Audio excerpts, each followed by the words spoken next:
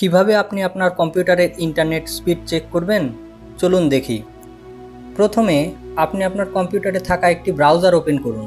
আমি আমার কম্পিউটারে থাকা ক্রোম ব্রাউজারটি ওপেন করছি। তারপর সার্চ বারে টাইপ করুন ইন্টারনেট স্পিড টেস্ট লিখে।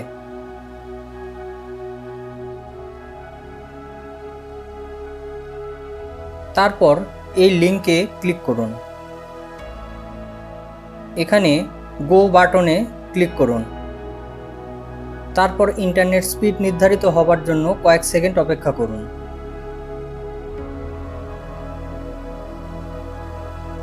এখানে আপনি ডাউনলোড এবং আপলোড স্পিড দেখতে পাবেন। আপনার ইন্টারনেটে ডাউনলোড এবং আপলোড স্পিড কত সেটা কমেন্ট করে জানান। আর এমন প্রয়োজনীয় ভিডিও পেতে চ্যানেলটি সাবস্ক্রাইব করে পাশে থাকবেন।